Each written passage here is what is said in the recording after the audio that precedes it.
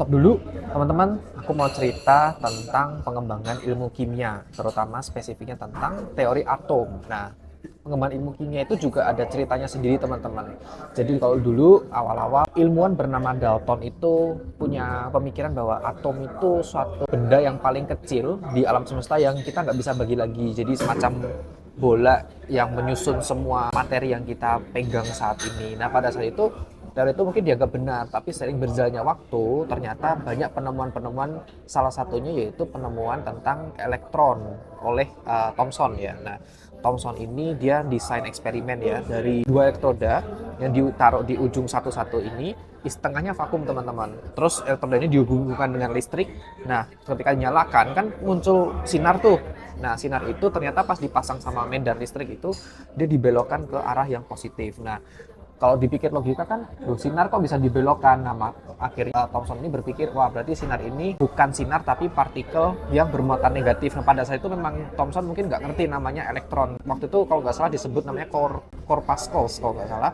Nah, pada seiring zaman itu orang-orang pada akhirnya nyebut elektron. Nah, ketika ketemulah partikel itu, maka Thomson propose satu model bahwa atom itu tuh adalah bola kismis ya, kayak roti kismis. Bahasa Inggrisnya tuh plum pudding. Jadi seolah-olah atom itu terdiri dari badan yang bermuatan positif. Jadi rotinya itu positif, nah elektronnya itu tersebar kayak kismis disebarkan di roti kismis. Nah, habis itu ada satu ilmuwan lagi namanya Rutherford. Dia mencoba untuk eksperimen namanya gold foil eksperimen.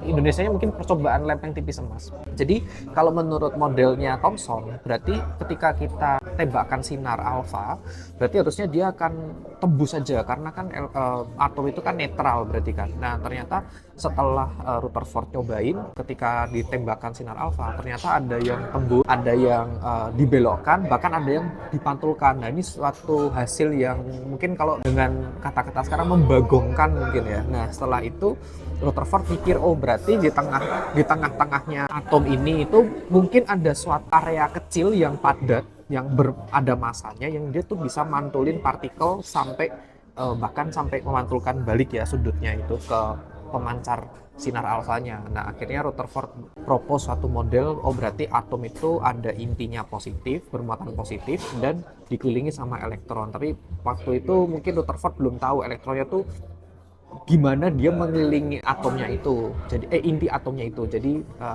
aku akan ceritakan part selanjutnya di video selanjutnya.